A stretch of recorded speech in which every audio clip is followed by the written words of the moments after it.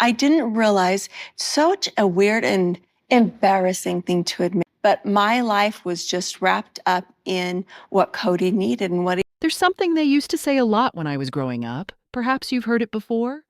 You don't know what you don't know. Easily said, but it cuts deep. Because until you're awakened, you're usually totally oblivious that there even is another way of thinking. Let's explore this together. Because what you don't know could be the ticket to escaping cycles you never even knew you were living in. Imagine this life is all you've ever known. Now imagine coming of age in a close-knit group, a religious cult, where you're instructed from childhood that having a husband share himself with many women is not just acceptable, but divine. That this is the road to heaven. That this way of life is your calling, your destiny, your best chance at spiritual salvation. And you do believe it because it's all you know. Because everyone around you thinks so too. But here's the hook. What do you do when you finally venture out of that bubble? When normal turns out not to be? Let me make it personal. As a child, I assumed being hit as punishment was just what families did. That was normal in my home. I didn't question it. I didn't even realize there was something to question. It wasn't until I reached adulthood, encountered other people, observed how they were treated, that I had an epiphany. Wait. That wasn't normal at all. This was my moment of revelation. And it hurt. Because when you finally understand the truth, you can't look away. The power to break the cycle. When I was a parent, I promised myself something. This ends with me. No more fear, no more concealment, no more hands thrown up in anger. I would raise my child in the type of home I wanted I had, safe, peaceful, and filled with love. And I used to hear, parents just do the best they can. But honestly, there were times they could have done better. There were times they decided not to learn more. That moment, seeing I had a choice, it changed everything.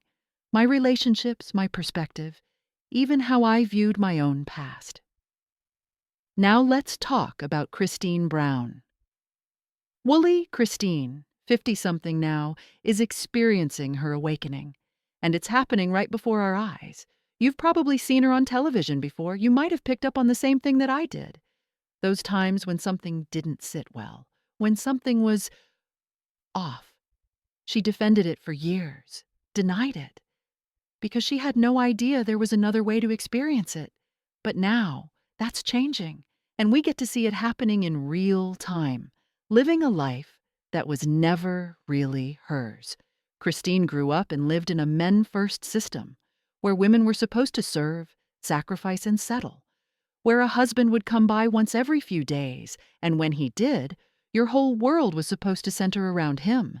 She once joked, "Our marriage is just like a monogamous one, just times 4. But let's be honest. Most monogamous relationships aren't about fighting for time, attention, or love. Most aren't about missing spouses for days at a stretch. The moment of truth and owning the embarrassment. Now she's sitting down with Suki, going on in a way we've never seen before. She's confessing what she once couldn't even confront. She's embarrassed by the life she lived. And that's the thing about waking up. You begin to wonder, how didn't I see this? How did I fall for it? Why didn't I question any of it? But again, you don't know what you don't know. Final thoughts. When awareness becomes power. Christine's experience reflects what so many of us must navigate, escaping unhealthy traditions, ancient beliefs, or poisonous family patterns. It's never simple. It can be humiliating. It can feel like your entire world is being turned over. But the truth is, awareness is the precursor to freedom. And when you know, you can behave differently. So ask yourself today, what could I not know yet? Because that question, it might just change your life. Christine opened up, and it was raw. She confessed what most women would not utter aloud. She felt embarrassed, not just due to what occurred, but since she allowed it to go on for so long without even knowing it, the illusion of partnership and the reality of control. Even when Kody wasn't there in person, he was always on her mind. She scheduled around his visits, altered her routine, rearranged her life each fourth day when he came back from spending time with his other wives. He did not simply come into her life, he required her to halt her life for him. And that is not partnership. That is not love. That is control. Imagine looking after kids, working a home alone, and then having a man come in every few days, demanding the red carpet treatment and needing you to expend your energy and time as though he's royalty. After he's had his day with other women, and still, she made him the center of her world. This is what Christine experienced. This is what she's now admitting she regrets. Deeply. The house would shift when he walked in. Special meals, a different tone, a need to accommodate him. This was not a mutual love. This was submission, masquerading as love. When a father only shows up for himself. Even the kids could sense it. Her daughter McKelty has said that when Kody did hang out with them, it was always on his terms. He'd choose a movie he wanted to watch, some old gladiator film or fantasy trilogy, and that was the bonding experience. If the children needed his attention, they did what he wished, never regarding their passions, their interests, or their lives. And while he'd attend some of the boys' sports games, it always seemed half-hearted. Like he was too strained to care profoundly. Fatherhood in name only. When you've got that many children and that many families, something's gonna give. And what gave was real fatherhood. Christine is now aware that her children were taught early. To be near Dad was to acquiesce to him, to submit to him, to be what he desired. And even worse, the belief system they were living in didn't just allow for this. It glorified it. The cult of male authority. In their religious framework, Kody was not only a husband, he was a priesthood holder, the voice of God in the home. He was given a degree of deference that obscured the boundary between mortal and God. His whims weren't merely catered to, they were enshrined as law. Can you just imagine? Having a husband who is not just your husband, but your spiritual leader.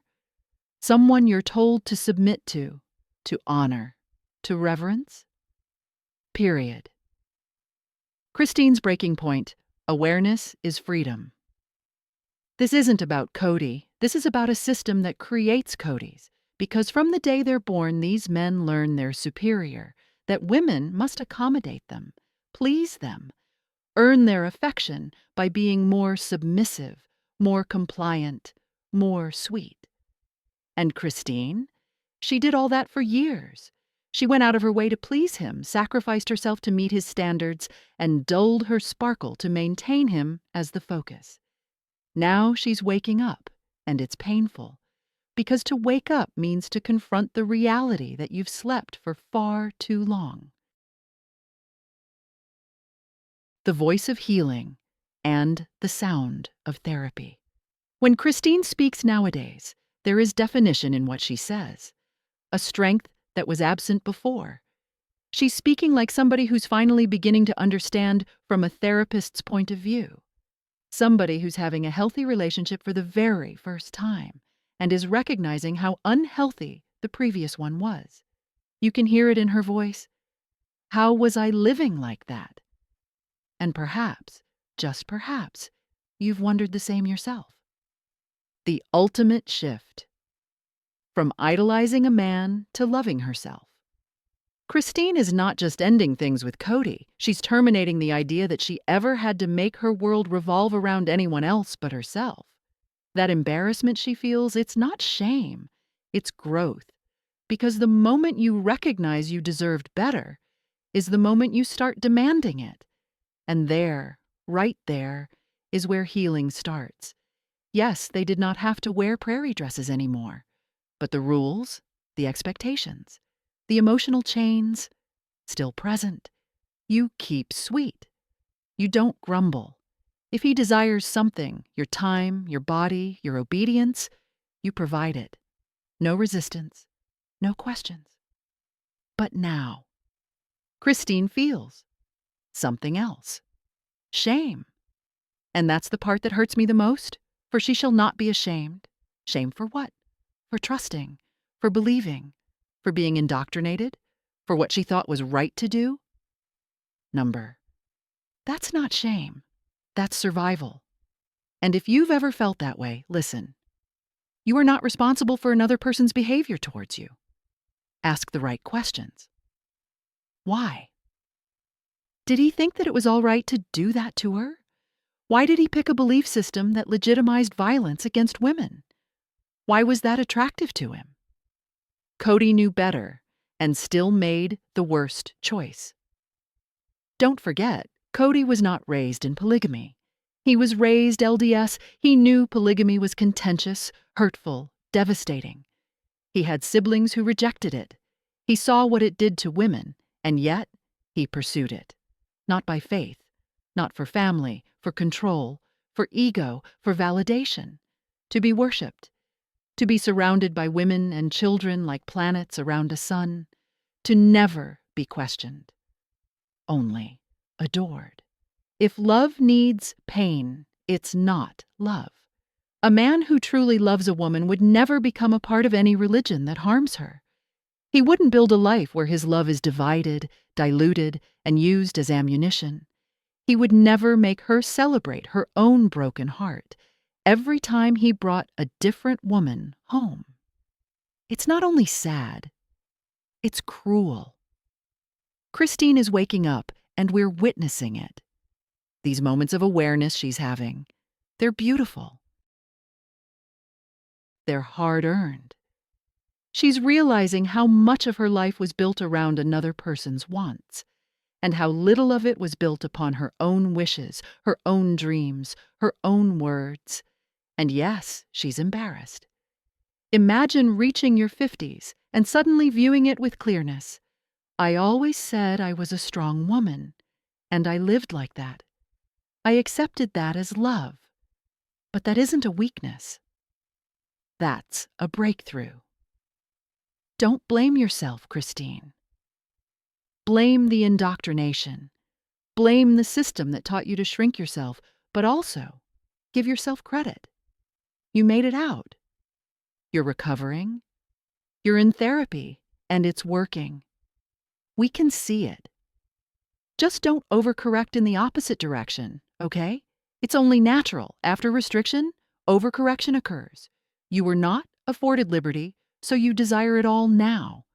However, keep in mind, proper balance is in between. Independence doesn't mean isolation. You can have love and still be complete. What a sad way to live.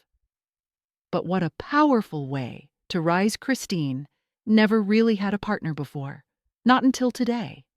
And now that she does, she's never coming back. If you've ever felt ashamed for the way you let someone treat you, let this be your reminder. You were surviving. You're now flourishing. Taken aback to discover all of this? Or maybe, like me, simply proud of her? Let me know in the comments below. Make sure to like this video, subscribe, and press the bell so that you don't miss what's coming next. Thank you very much for viewing. Goodbye, guys.